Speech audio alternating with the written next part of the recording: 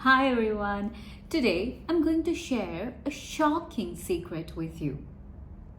I spoke English every single day from the age of 5 or maybe earlier.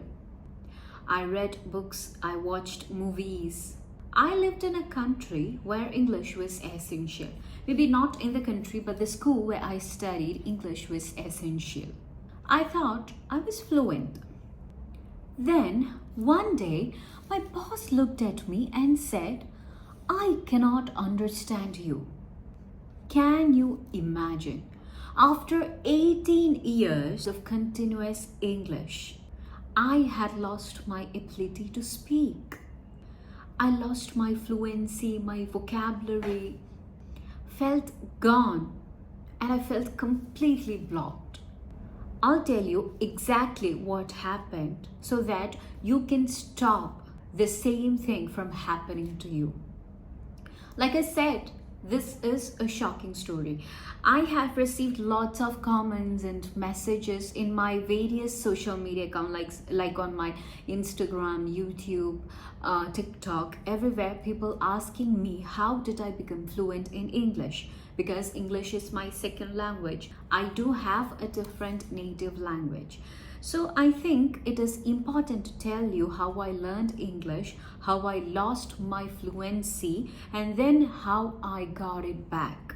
Or what did I do to become fluent again? So instead of just talking about that, I'll also in between add few sentences that is useful for all of you, for all the English learners.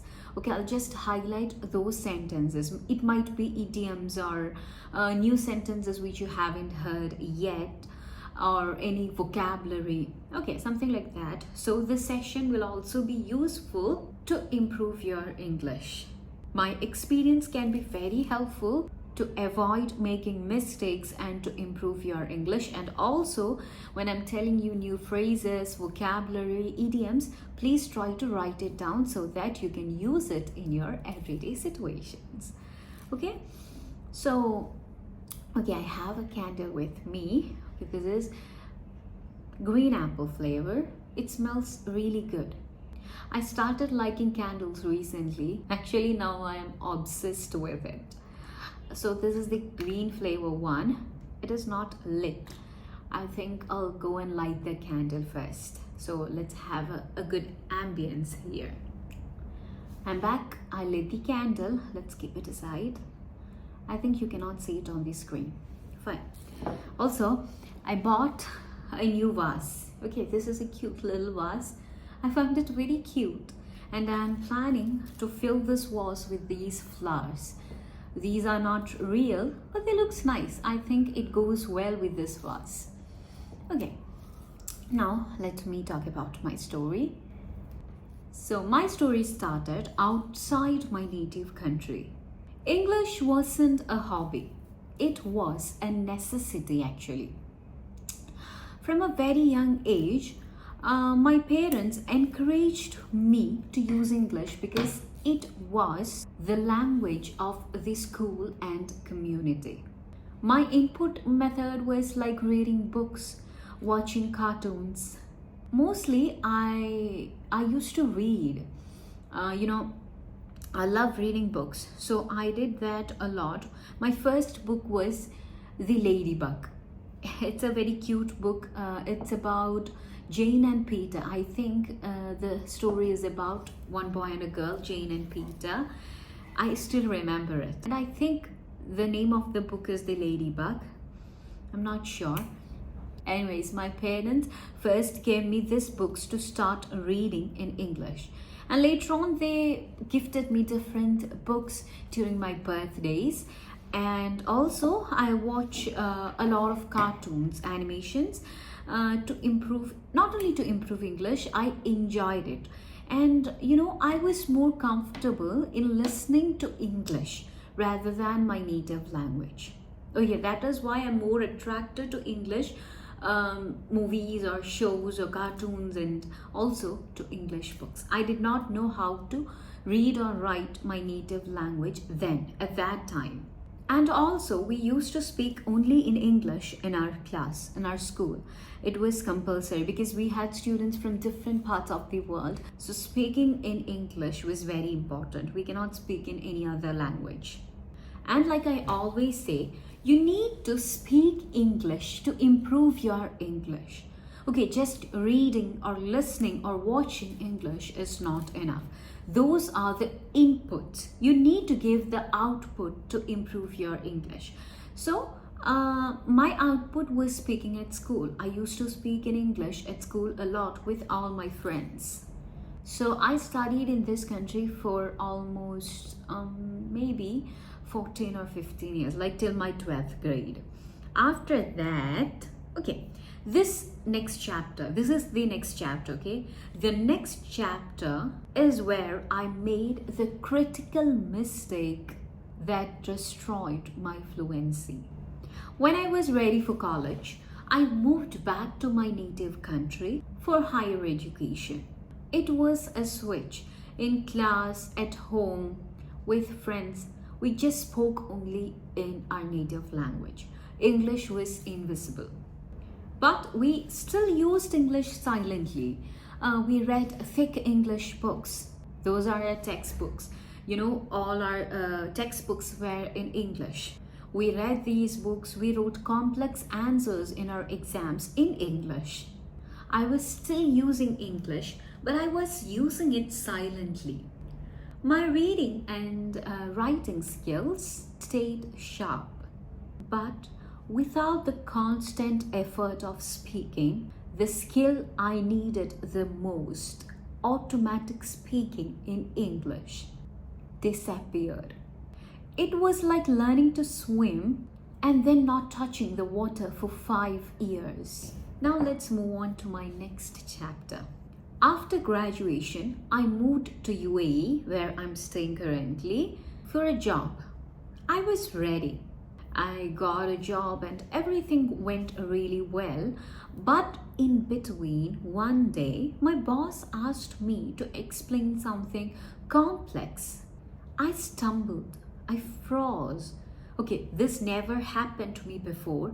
This is the first time I'm experiencing all these, fear when I'm speaking in English. I somehow completed, but he gave me that look, the look of confusion, and said, I cannot understand you. Just imagine, I felt really bad, I don't know how to explain that moment. I don't have words.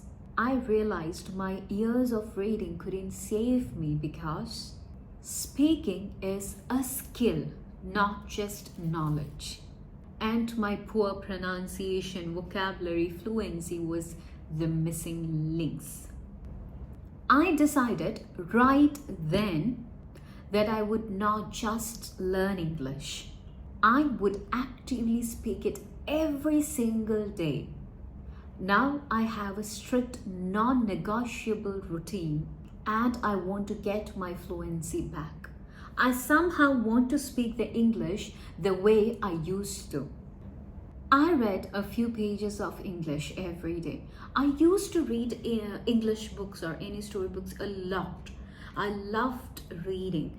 But, maybe when I got busy with works, I don't know, I lost that habit. And I started building that habit again. I started reading books. And still I read books because, I don't know, I want to improve every single day. So you can see I even have a bookmark in between. So I'm reading this book, The 40 Rules of Love. And as you can see, this is the sticky note I stick on my book. Okay, so when I'm reading something and I come across a new word or anything new, I just write it down on this sticky note, and later on I copy it down into a paper or my book. Okay, so I don't like writing anything on my pages. I want it to be very clean. Okay, and this is one habit I started, or it's better to say I continued. So this is one habit I continued, and also I started writing journals every day. Now this is one of my journal. Okay, I write journals every single day. Still I write journals, you can see this, and still I'm continuing these habits because I want to improve every day. Okay, still I'm learning English. Even when I'm teaching you English, I'm learning every single day. I want to improve every single day.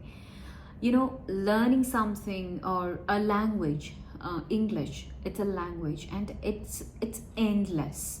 There is a lot to learn. Every single day we come across a new word or a new phrase or something new in English. So I want to keep myself up to date. And also, I started focusing on my pronunciation. This is not the way I spoke maybe a few years back. Even when I was in school, I did not speak my English like this. This was not my pronunciation. I improved my pronunciation too. I focused on my pronunciation. I'm constantly listening and checking how words sound in English. And most importantly, I started speaking. I speak English for at least 10 minutes every single day. I speak about any topic, or I just blurt out random thoughts, or I talk about what I have to discuss. Still, I'm continuing this activity too. I speak every day. Now I don't have enough time, so I speak every day for 10 minutes. I talk about my feelings, or what do I feel right now, or any of my fears, or I talk about something that we don't speak every day, not the casual conversations or anything. I speak something different. And to an extent, this helped me relieve my stress. When I'm anxious, when I'm excited, or when I am, when I'm overwhelmed with any emotions, when I speak it out, it helps me calm down. It just gives me peace. So, my mistake is your most important lesson. If you want to be fluent, you need to follow my new rule. You need to be in constant working to improve your English, and speaking must be your priority. Reading and writing are necessary for vocabulary. Pronunciation is necessary for clarity. Speaking is essential for fluency. Don't wait until your dream job tells you that you can't speak. Build that speaking muscle today. Comment down below and tell me, what is the biggest challenge you face when you try to speak? Do you freeze? Is it pronunciation? Let me know in the comments. I'll try to reply to all your comments. If this story helped you, hit that like button and subscribe. Thank you for watching, everyone. I'll see you in the next one. Bye.